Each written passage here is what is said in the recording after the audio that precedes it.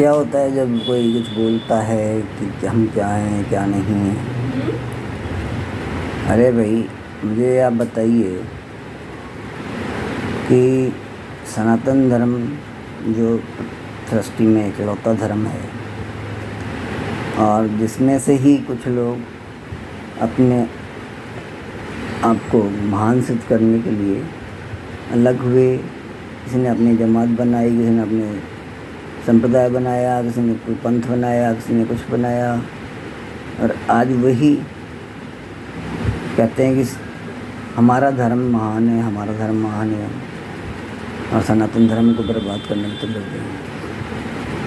तो ये तो सनातन सत्य है कि भाई शाश्वत सत्य है कि भाई जो अपनी जड़ों को काटता है वो तबाह बर्बाद हो जाता है, यानी कि बिल्कुल बर्बाद हो जाता है। और जैसा मैं पहले भी बोल चुका हूँ और भी लोग बोलते हैं, लेकिन मैं पता नहीं क्यों जो दिल से आवाज़ निकली थी बोलता दिया कि भाई हमारा संवत्सर जो है अभी 2083 चल रहा है और वैसे 2026 चल रहा है ना। तो आने वाले 4 वर्षों में इस सृष्टि में मात्र सनातनी रहेंगे। मैं इस सृष्टि की बात कर रहा हूँ, भारत की नहीं, भारतवर्ष की बात नहीं कर रहा हूँ, मैं सृष्टि की बात कर रहा हूँ। और जो सनातन धर्म को अपनाएंगे नहीं, उनको सिर्फ और सिर्फ मात्र पाताल में जगह मिल सकती है। हम इसीलिए उनसे विनती करते हैं कि भाई अपनी वहाँ पे आरक्षण करा लो, नहीं तो वहाँ पे भी जगह नहीं मिलेगी। क्योंकि विधि का विधान है और विधि के विधान को बदलना, परिवर्तित करना ईश्वर के हाथ में भी नहीं रहता। वो सिर्फ तो हम यही कहते हैं कि भाई आप अपने को सुधारिए और पुनः सनातन धर्म में लौटिए। और जो भी आप कहते हैं कि साहब ये उपचार संभव नहीं है या अगर हम नहीं कर पा रहे तो कोई नहीं कर सकता, तो एलोपैथी वाले जैसे बोल देते हैं जी अब तो ये भगवान की शरण में है, ईश्वर की शरण में है। मतलब पहले तो वो अपने आप को भगवान मानते हैं, लोग उनको भगवान बोलते हैं, फिर वो जब उनके हाथ में कुछ रहता नहीं, उनको कोई जानकारी नहीं होती किसी बीमारी के उपचार के बारे में, तो कहते हैं जी फिर ये तो अब ऊपर वाले के हाथ में है, ये तो अब ईश्वर ही बता सकता है मुझे। अरे तो जब आपको अंत में यही कहना है कि ईश्वर ही बचा सकता है तो फिर ईश्वर की शरण में ही जाइए ना। आप शुरू से ही ईश्वर की शरण में रहिए। ईश्वर अर्थात प्रकृति, आप प्रकृति की शरण में ही रहिए।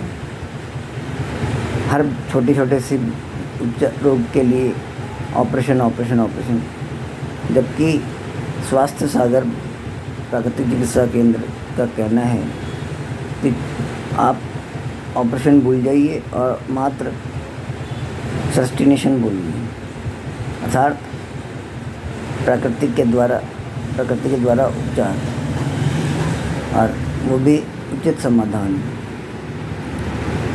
बिना उसके वो संभव नहीं है। और प्राकृतिक चिकित्सा पद्धतियों में एक्यूप्रेशर भी एक पद्धति है, रंग पद्धति भी है, चुंबक पद्धति भी है, आपकी जल पद्धति भी है और आपके अग्निकर्म पद्धति भी है, पंचकर्म पद्धति भी है, आयुर्वेद भी है। उसके अलावा और भी कई पद्धतियाँ हैं, जैसे आपके मृदा चिकित्सा पद्धति भी है कि आप मिट्टी से चिकित्सा करते हैं, जल से चिकित्सा करते हैं, आप कुछ लोग संगीत से चिकित्सा करते हैं। और ये सब चिकित्सा पद्धतियाँ जो हैं अत्यंत कारगर हैं, अत्यंत लाभदायक हैं और इनके कोई दुष्प्रभाव नहीं होते।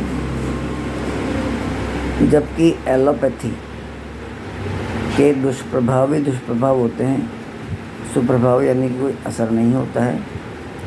आप ज़िंदगी भर मधुमेह के रोगी रहते हैं, बने रहते हैं। वो आपको जहाँ तक संभव होता है आपको ज़िंदा रखते हैं ताकि उनकी कोठी सही सलामत रहे। उनकी कोठी बन नहीं है तो कोठी बन जाए और उनकी गाड़ियाँ चलती रहें। बेशक उनके बच्चे अपंग हों या मानसिक रूप से अपंग हो या कुछ भी हो, पढ़े लिखे नहीं हो, कुछ भी हो, वो उनको मंजूर है। लेकिन उनको हमारी जनसंख्या को कम करने के लिए सिजेरियन अर्थात चीर फाड़ करके प्रसव कराने की पद्धति अपनानी है। और एक महिला जैसी ही गर्भवती होती है उसको 9 महीने तक प्रताड़ित करना है, मानसिक रूप से भी और शारीरिक रूप से भी। क्यों? क्योंकि उनको अपनी सिर्फ रोटी सेकनी है और वो अपनी रोटी सेकने के लिए महिला को प्रताड़ित करती है 9 महीने तक। और इतना प्रताड़ित कर किया जाता है कि वो तीसरा चौथा बच्चा छोड़िए और दूसरे बच्चे के लिए भी मना करती है कि मेरे को नहीं करना है, जबकि सामान्य प्रसव किया संभव है। और कई बार लोग कहते हैं जी कि सामान्य प्रसव हर स्थिति में नहीं हो सकता। हम ये कहते हैं हर स्थिति में हो सकता है। आप ऐसी स्थिति तो बताइए, कि कारण बताइए क्यों नहीं हो सकता भाई। अगर आप कहते हैं जी बच्चा कोख में उल्टा हो गया है या टेढ़ा हो गया है तो वो सीधा हो सकता है, एक्यूप्रेशर पद्धति से सीधा हो सकता है। अगर आप कहते हैं जी कि जैसे जनरली डराने के लिए, ब्लैकमेल करने के लिए बोला जाता है प्रसव के दिन से 2 दिन 3 दिन 4 दिन पहले भैया बच्चे के गले में नाल फंस गई है, इसलिए इसको तो ऑपरेशन ही करना पड़ेगा, चीर-फाड़ी करनी पड़ेगी। अथवा बच्चे की स्थिति खराब हो रही है तो अब इसको सामान्य प्रसव संभव नहीं है, इसको आपके चीर-फाड़ी करनी पड़ेगी। अरे तो जब आपने उसको 9 महीने तक अपनी संरक्षण में रखा है, अपनी देख-रेख में रखा है, आपने जो उसको कहा बेचारी ने वो किया, वो खा रही है, वो पी रही है, तो उसके ये संभावना हुई क्यों कि भाई बच्चे को तो समस्या हो गई है। ऐसी समस्या क्यों हुई बच्चे को बता सकते हो? वो कारण यही है ना कि आपने जो दिया वो रसायन है, विषैले रसायन है, उनके साइड इफ़ेक्ट हुए, उनके दुष्प्रभाव पड़े बच्चे पे भी। देखिए मैं मानता हूँ कि कुछ स्थितियों में महिला जो हैं अल्कोहल पीती हैं और सिगरेट बीड़ी पीती हैं, मांसाहारी हैं और कोई सोने जागने का मतलब कोई दिनचर्या सही नहीं है, जीवन शैली बिल्कुल बिगड़ी हुई है। लेकिन ये हर केस में नहीं होता। कुछ जो घरेलू महिलाएं हैं, गृहिणी हैं, उनके प्रकरण में ये क्यों होता है? वो कोई दारू नहीं पीती, वो कोई मीट नहीं खा रही, वो कोई गलत काम नहीं कर रही, वो घर के काम कर रही हैं, कोई शिकार नहीं करने जा रही, कोई कुश्ती लड़ने जा रही, किसी से कुछ नहीं करने जा रही। तो उनके साथ क्यों होता है ऐसा? क्योंकि आप उनको पौष्टिक आहार के नाम पर विषैले आहार खिला रहे हैं। आप ये देखिए कि अस्पतालों की कैंटीन में और जगह जगह अलग अलग अन्य स्थानों पर रात्रि भोजन में जो आप प्राय दिन छुपने के बाद करते हैं, उस भोजन में खीरे का सेवन कराया जा रहा है। वो भी चाइनीज़ खीरा, जो मतलब एकदम 100% विषैला है खीरा है, उसका उपयोग करा जाता है। और वो भी बिना कोई काटे, मतलब बिना कोई छिलके उतारे और ना कोई ढंग से धोए हुए उसको खिलाया जाता है, ठीक है ना। दूसरा, रात्रि में वो चावल भी खिलाते हैं, सलाद भी खिलाते हैं और आपको रायता भी खिला देते हैं रात में। अरे ये सब आप जब खिला रहे पिला रहे हो तो ये तो भैया टोटली, मतलब ये तो मात्र विष है। तो आप उसको विष दे रहे हो तो भाई रोगी जो है वो सही कैसे होगा? आप तो उसकी और तबीयत ख़राब कर रहे हो। और जब उनकी तबीयत ख़राब होती है, बिगड़ती है, तो आप फिर अपने रोटियां सेकते हो कि भाई आप ये इंजेक्शन लगा दो, आप ये कर दो, आप ये वैसे कर लो, आप इसको आईसीयू में भर्ती करा दो। और आईसीयू में भर्ती होने के बाद अभी तक का रिकॉर्ड अगर आप उठा के देखेंगे तो लगभग 80% लोग सही सलामत वापस नहीं लौटे हैं। वहाँ से उनकी सिर्फ शव यात्रा के लिए ही शव निकला है, अदरवाइज़ कोई वापस नहीं लौटा है। क्योंकि वहाँ जादू है कि वह जाता है तो उसको संक्रमण नहीं होता है, लेकिन उसी दिन उसको बता दिया जाता है कि इसको तो भाई रक्त संक्रमण हो गया है, फिर उसके बाद फेफड़ों का संक्रमण हो गया है, फिर उसके बाद लीवर का संक्रमण मतलब यकृत का संक्रमण हो गया है, और उसके बाद लास्ट में बोल देते हैं कि इसको तो जो है रक्त का संक्रमण हो गया है। तो जब ब्लड इन्फेक्शन हो जाता है तो फिर आदमी का बचना लगभग नामुमकिन हो जाता है उनकी नज़रों में, हमारे लिए नहीं है। हम तो ये कहते हैं कि आप किसी भी बीमारी का रोगी लाइए, हम उसको ठीक कर सकते हैं, ठीक करने की संभावना पूर्ण है, लेकिन हम कोई जादूगर नहीं है, हम कोई ईश्वर नहीं है। अतः आप ये उम्मीद हमसे ना करें कि हर बार चमत्कार हो जाएगा और वो रोगी 5-7 दिन में या 2 दिन में ठीक हो जाएगा। ऐसा कोई चमत्कार की उम्मीद ना करें, और हम उसको मरणासन रोगी को बचा लेंगे ये भी उम्मीद ना करें।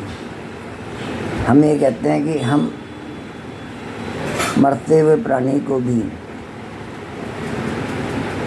चैन से मरने की शक्ति प्रदान कर सकते हैं। उनको ये है कि तकलीफ़ ना पाएँ, वो कोई उनको दर्द था या कोई और समस्या थी तो उस समस्या से वो मुक्त हो जाए, और अगर उनकी सांसें पूर्ण हो जाए क्योंकि उनकी श्वास पूर्ण हो जाएंगी तो वो दुनिया छोड़ देंगे। उनको उस समय कोई भी नहीं बचा सकता,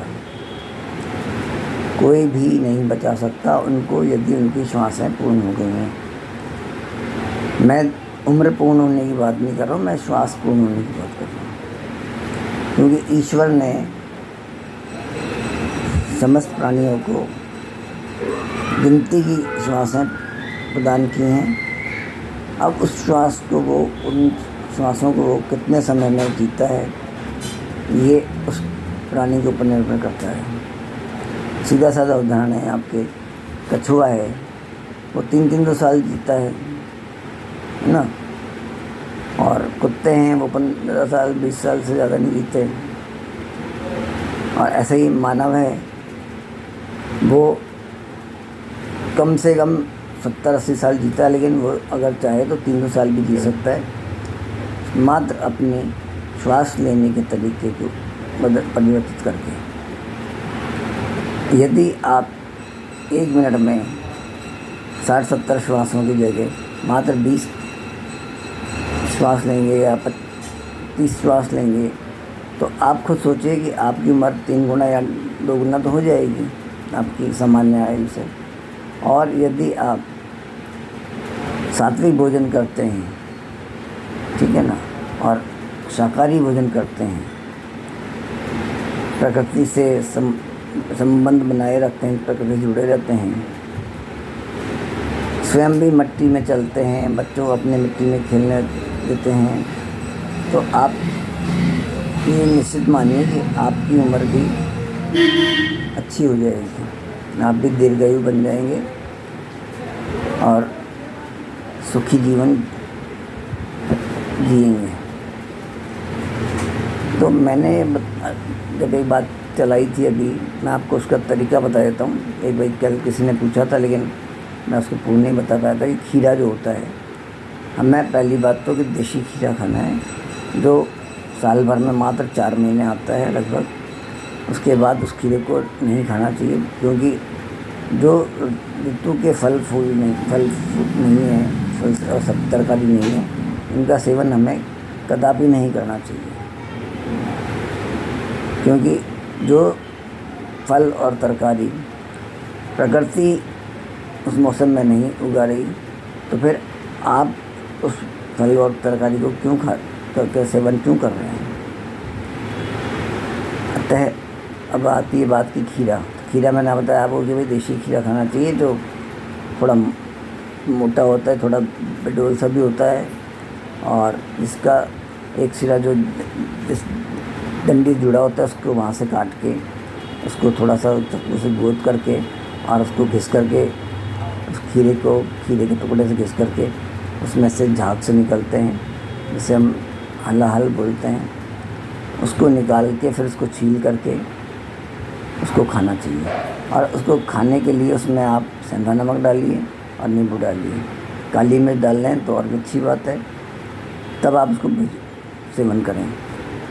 दूसरी बात, अगर खीरे के बीज पक गए हैं तो आप उन बीजों का सेवन कदापि ना करें, उनको आप हटा दीजिए और मात्र खीरे का सेवन कीजिए। और खीरे का सेवन यदि आप सवेरे करते हैं नाश्ते में तो वो हीरा स्वरूप होता है, और यदि आप उसको दिन के भोजन में करते हैं तो वो आपके लिए एक पौष्टिक आहार के रूप में रहता है। लेकिन यदि आप उसका सेवन सूर्यास्त पश्चात करना चाहते हैं या करते हैं तो आप ये मान के चलिए कि आप विष का सेवन कर रहे हैं, क्योंकि सूर्यास्त पश्चात खीरा जहर विष हो जाता है, अतः उसका सेवन नहीं करना चाहिए। तो आपको समझ में आ गई होगी कि खीरे का खाने का ढंग क्या है। दूसरी बात कि सूर्यास्त पश्चात आपको किसी भी सूरत में चावल, दही, आपके छाछ, लस्सी, सलाद, फलों में मात्र आम, पपीता और अनार, इनको छोड़ करके और किसी भी फल का सेवन आपको दिन छूटने के पश्चात नहीं करना चाहिए। और साथ में यदि आप आंवला किसी भी रूप में खाते हैं तो आपको सवेरे शाम आंवला आपको खाना ही चाहिए। स्वास्थ्य प्राकृतिक चिकित्सा केंद्र में ये भी बोला जाता है, स्वास्थ्य साधक प्राकृतिक चिकित्सा केंद्र में ये भी बोला जाता है कि भाई आप सेब खाएं या ना खाएं, कोई अतिशयोक्ति नहीं होगी यदि आप सेब का सेवन नहीं करेंगे तो। लेकिन आप किसी भी रूप में 50 ग्राम आंवला का सेवन अवश्य ही करें, चाहे उसका मुरब्बा खाएं, चाहे उसकी चटनी खाएं, चाहे उसकी लौंजी खाएं, चाहे उसकी कैंडी खाएं, चाहे उसका जूस पिएं, जैसे भी आपकी श्रद्धा हो आप उसका सेवन अवश्य ही करें। 50 ग्राम या 50 ml जो भी है उससे कम का सेवन नहीं करना चाहिए। अगर आप इतना सेवन करते हैं तो आप ये मान के चलिए कि आपने 2-3 सेबों का सेवन कर लिया। फिरंगी भाषा में बोलते हैं कि भैया कि 1 सेब प्रतिदिन खाइए और डॉक्टर को दूर भगाइए, वो उनकी कसाइयों की बात करते हैं। हम ये कहते हैं कि प्रतिदिन आप 50 से 60 ग्राम आंवला का सेवन कीजिए, और डॉक्टर कसाई तो छोड़िए, आप वैद्य को भी दूर भगाइए, वैद्य से भी दूर रहिए। तो मैंने आपको अभी नहीं चाहते हुए भी कुछ बातें बता दें, और कल मैं आपको हमारी कंपनी की कार्बोटेक एवं उसकी एक जो शाखा है जो मल्टी लेवल मार्केटिंग में 2021 में बनाई गई है, doctor nature wellness private limited, जिसका आप बैच देख रहे हैं, इसके बारे में आपको कल बताऊंगा। और कल से हो सका तो मैं आपको इसके बारे में 1 सप्ताह तक लगातार बताऊंगा, और आप मेरा परिचय जान लीजिए। मुझे राजेश हिंदुस्तानी कहते हैं, वैसे मेरा नाम राजेश भार्गव है, और मुझे गर्व है कि मैं भृगु ऋषि की संतान हूँ, और परशुराम जी भी हमारे वंशज रहे, और परशुराम जी की वीरता हर कोई जानता है, जो भी सनातन धर्म के बारे में जानता है वो सब जानते हैं कि परशुराम जी कितने वीर थे। ठीक है। दूसरी बात, मुझे अपने आप पर गर्व है कि हम हमारे सनातन राष्ट्र हिंदुस्तान में, भारत में पैदा हुए, और अभी ऊपर वाली की कृपा से हम अपने रोगियों को उचित समाधान दे पा रहे हैं। और जो हमारी बात पूर्ण रूप से मानता है, हम पे पूर्ण विश्वास करता है, अपने पर पूर्ण विश्वास करता है और अपने ऊपर वाले पर विश्वास करता है, उनको परिणाम सकारात्मक मिलते हैं और त्वरित गति से मिलते हैं। आप समझ गए होंगे ना कि भाई आप जब भी मेरे पास उपचार करने की बात सोचते हैं, हमसे उपचार कराने की बात सोचते हैं और बात करते हैं, तो आप यदि विश्वास करके आएँ